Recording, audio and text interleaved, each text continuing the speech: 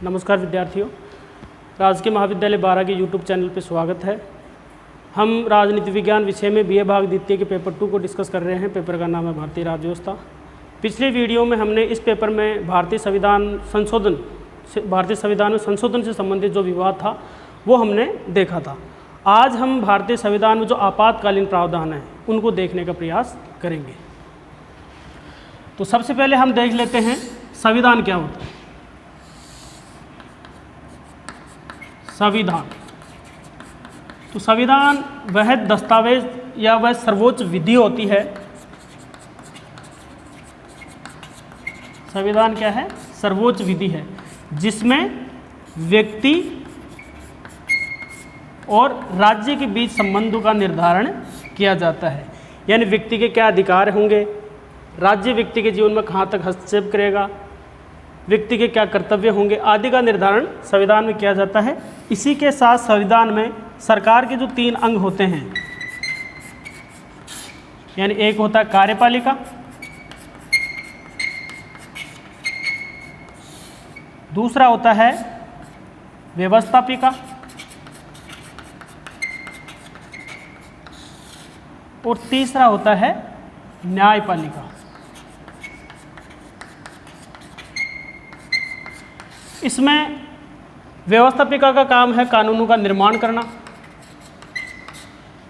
कार्यपालिका का काम है इनको इम्प्लीमेंट करना और न्यायपालिका का कार्य है इन कानूनों की समीक्षा करना, जुडिशियल रिव्यू करना कि व्यवस्थापिका ने कानून संविधान के अकॉर्डिंग बनाए हैं या नहीं बनाए हैं, और दूसरा कार्यपालिका ने उनका जो इम्प्लीमेंटेशन है, क्रियान्वयन है, वो संविधान के अकॉर्डिंग किया है या नहीं किया है। तो संविधान में कार्यपालिका, व्यवस्थापिका और न्यायपालिका, सरकार के इन तीनों अंगों के यानी कार्य क्या क्या होंगे और इनकी शक्तियां क्या क्या होंगी, किनकी? इन तीनों अंगों की, इनका वर्णन पाया जाता है। तो इस प्रकार हमारे देश का जो शासन है संविधान के अनुसार चलता है। ये सब चीज़ें यानी सामान्य काल में हमारे देश का हमारे देश का जो शासन है संविधान के अनुसार चलता है। लेकिन कई बार परिस्थितियां असामान्य हो जाती हैं। तो असामान्य परिस्थितियों का मुकाबला करने के लिए हमारे संविधान में प्रावधान किए गए हैं। असामान्य परिस्थितियों से मतलब क्या है?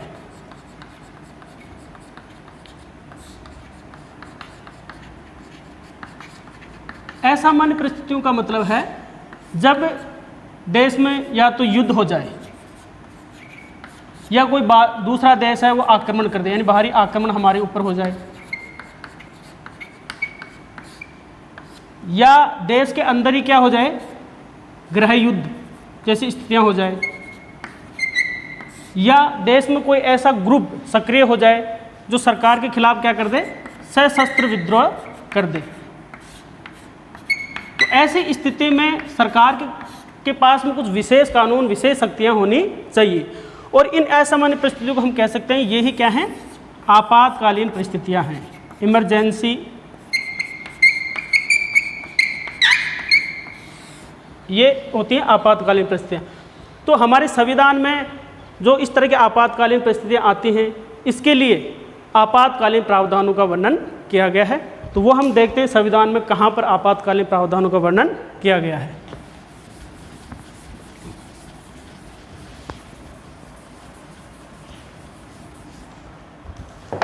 अगर हम संविधान की बात करें,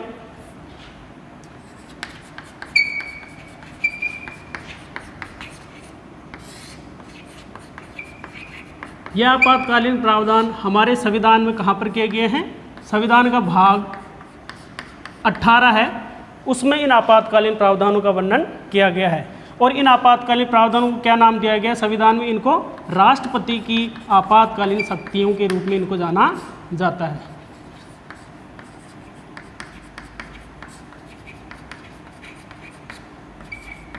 यानी ये शक्तियाँ किसकी हैं? राष्ट्रपति की। जब हम राष्ट्रपति कार्यपालिका में राष्ट्रपति पढ़ेंगे तो उसमें राष्ट्रपति की 2 प्रकार की शक्तियाँ होती हैं, एक तो सामान्यकालीन शक्तियाँ और एक आपातकालीन शक्तियाँ। तो राष्ट्रपति की आपातकालीन शक्तियाँ क्या हैं? ये आपातकालीन प्रावधान ये जो कि भाग 18 में है। अब इसमें 3 प्रकार के आपातकालीन प्रावधानों का हमारे यहाँ वर्णन पाया जाता है। एक है अनुच्छेद 352 में, जिसको हम बोलते हैं राष्ट्रीय आपातकाल।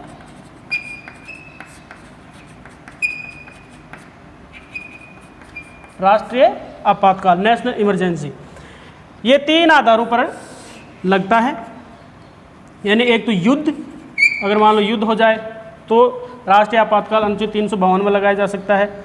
इसी तरह से कोई बाहरी मान लो आक्रमण हो जाए, कोई दूसरा देश हमारे ऊपर आक्रमण कर दे, बाहरी आक्रमण हो जाए तो ये लगाया जा सकता है। और तीसरा, जैसे मैंने आपको बताया कि देश के अंदर ही सशस्त्र विद्रोह जैसी स्थिति उत्पन्न हो जाए तो वो आपातकाल लगाया जाए। तो तीसरा इसका आधार है सशस्त्र विद्रोह। इन 3 आधारों पर यह लगता है।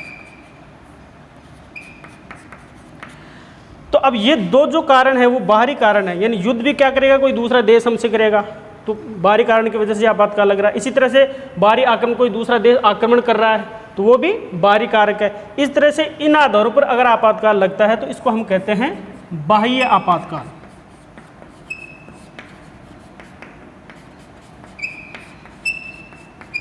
और अगर सशस्त्र विद्रोह के आधार पर लग रहा है तो ये क्या है, आंतरिक कारण है, तो इसको हम कहेंगे आंतरिक आपातकाल।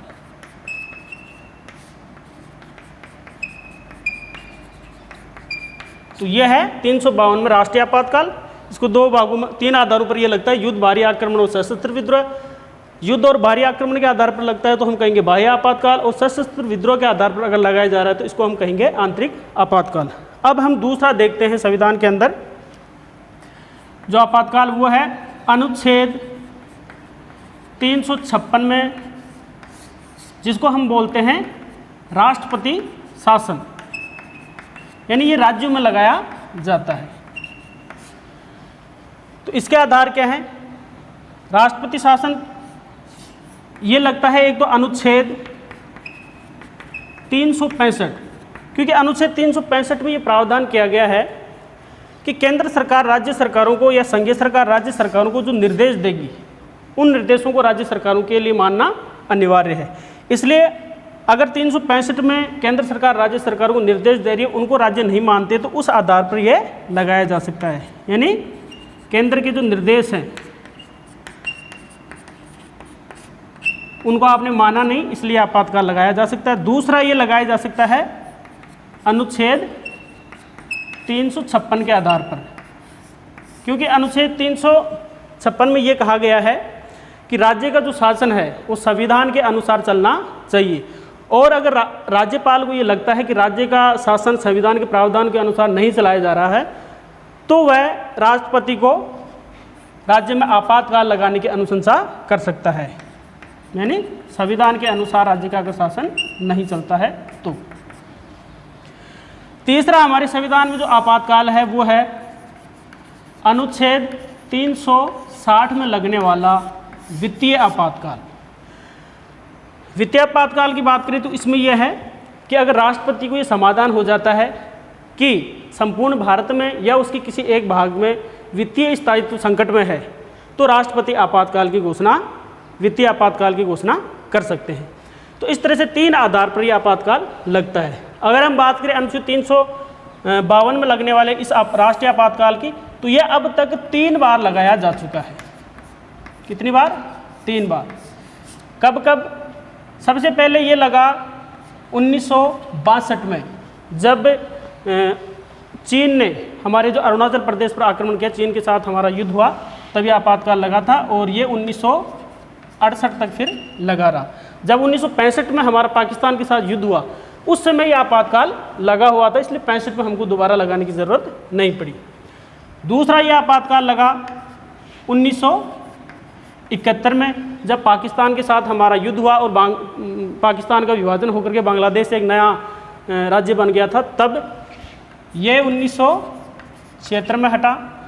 फिर तीसरा ये आपातकाल लगा 1975 में और ये 1976 में हटा।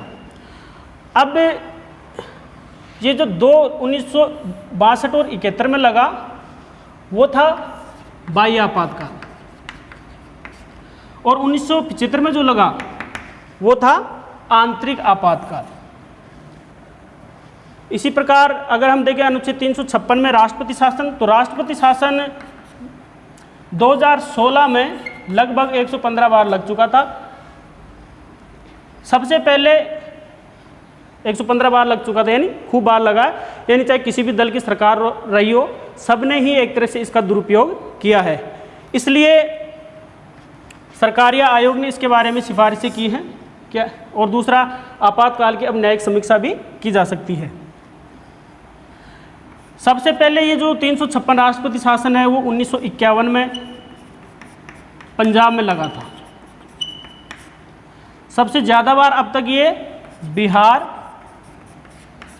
और मणिपुर में लग चुका है। सबसे कम बार की अगर हम बात करें तो जाहिर सी बात है सबसे कम कहाँ लगेगा, तेलंगाना में लगेगा, क्योंकि तेलंगाना नया राज्य बना है जिसमें अब तक एक भी बार आपातकाल नहीं लगा है। तो सबसे कम तेलंगाना, और फिर उसके बाद छत्तीसगढ़ में सबसे कम लगा है। इसी प्रकार अनुच्छेद 360 की अगर हम बात करें तो वित्तीय आपातकाल हमारे देश में अभी तक एक भी बार लागू नहीं हुआ है। तो एक भी बार लागू नहीं हुआ।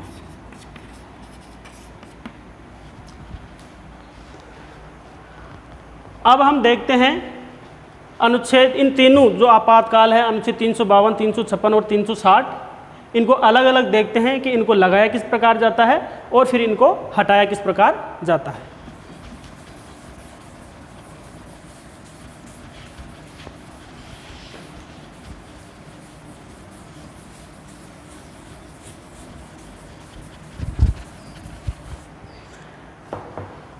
तो सबसे पहले हम ले लेते हैं अनुच्छेद 352 जो कि है राष्ट्रीय आपातकाल।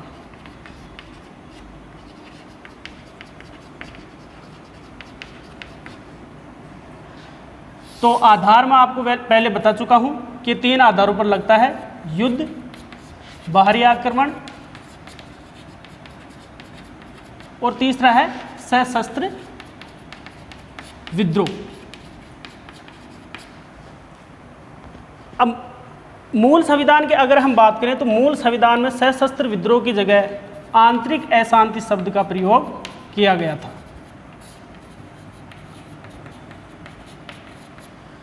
लेकिन चूंकि जब 1975 में देश की प्रधानमंत्री इंदिरा गांधी ने जो आपातकाल लगाया वो क्या था, आंतरिक अशांति के आधार पर लगाया था। इसलिए 44वां जो संविधान संशोधन आया 1978 में, उसमें आंतरिक अशांति की जगह सशस्त्र विद्रोह शब्द जोड़ दिया गया। इसी प्रकार जब 1975 में जो आपातकाल लगा, जो काफ़ी विवादित रहा, उसमें प्रधानमंत्री ने राष्ट्रपति को कह करके आपातकाल लगवा दिया था। उसमें कैबिनेट की किसी भी प्रकार की सहमति नहीं ली गई थी। इसलिए अब 44वां जो संविधान संशोधन है उसके द्वारा ये प्रावधान कर दिया गया कि राष्ट्रपति आपातकाल की घोषणा तभी करेंगे जब राष्ट्रपति को कैबिनेट की लिखित सलाह प्राप्त हो जाए।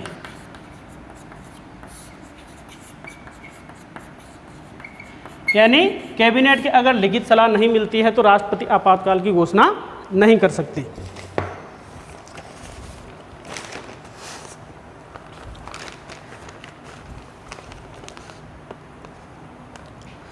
इसी प्रकार इसमें एक और नया परिवर्तन किया गया, यानी 1980 में एक केस आया था, वाद,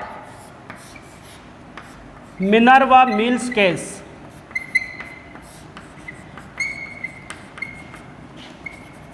इस केस में यह निर्धारित कर दिया गया है कि आपातकाल अगर गलत आधारों पर लगाया जाता है तो उसका न्यायिक पुनरावलोकन जुडिशियल रिव्यू हो सकता है। तो मिनर्वा मिल्स केस में डिसाइड किया गया कि आपातकालीन जो प्रावधान है उनका न्यायिक पुनरावलोकन जुडिशियल रिव्यू हो सकता है।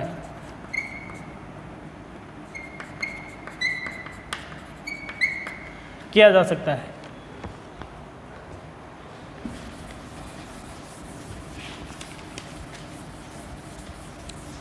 तो अब इसको लगाने के लिए यही है कि कैबिनेट क्या करेगी, लिखित रूप में राष्ट्रपति को सलाह देगी। राष्ट्रपति को ऐसी लिखित सलाह मिल जाएगी तो राष्ट्रपति आपातकाल की घोषणा कर देंगे। फिर क्या होगा, फिर 1 महीने के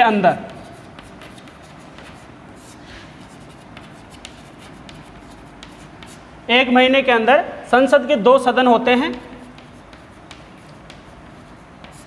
संसद के दोनों सदनों द्वारा यानी लोकसभा और राज्यसभा 1 महीने के अंदर संसद के दोनों सदनों द्वारा इस प्रस्ताव को विशेष बहुमत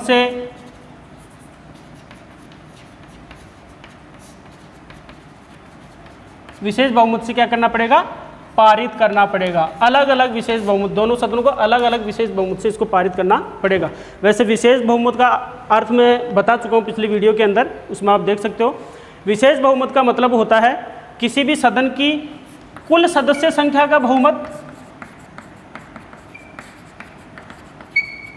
और साथ ही उपस्थित तथा मतदान करने वाले सदस्यों का 2/3 बहुमत, इसको बोलते हैं विशेष बहुमत। तो इस विशेष बहुमत से, क्योंकि विशेष बहुमत प्राप्त करना बहुत कठिन होता है, इस विशेष बहुमत से दोनों सदनों से इसको पारित होना चाहिए। लेकिन अगर कैबिनेट की लिखित सलाह के बाद में राष्ट्रपति आपातकाल की घोषणा कर देते हैं और इस दरमियान अगर लोकसभा भंग हो जाती है तो क्या होगा, तो इस दौरान अगर लोकसभा भंग हो जाती है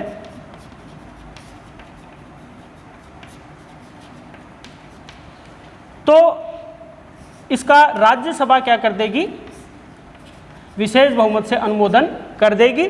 फिर पुनर्गठित जो लोकसभा है, पुनर्गठित लोकसभा अपनी पहली बैठक से 30 दिन की अवधि के अंदर इसका क्या करेगी, अनुमोदन कर देगी। पहली बैठक से 30 दिन की अवधि के अंदर, तब यह आपातकाल लग जाएगा, तब ये 6 महीने के लिए लगेगा। फिर 6 महीने से ज़्यादा इसको बढ़ाने के लिए, यानी हर 6 महीने में संसद के दोनों सदन अगर विशेष बहुमत से प्रस्ताव पारित करें तो 6-6 महीने की अवधि के लिए इसको बढ़ाया जा सकता है और कितने भी समय के लिए इसको बढ़ाया जा सकता है। लेकिन शर्त यही है कि संसद के दोनों सदन विशेष बहुमत से ऐसा प्रस्ताव पारित करें। अब इसको हटाने की बात हटाने से पहले हम इसके प्रभाव देख लेते हैं।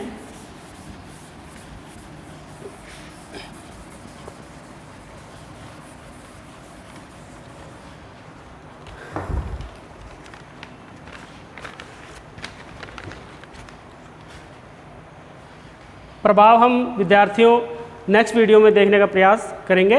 नेक्स्ट वीडियो में जल्द ही डालूंगा। धन्यवाद।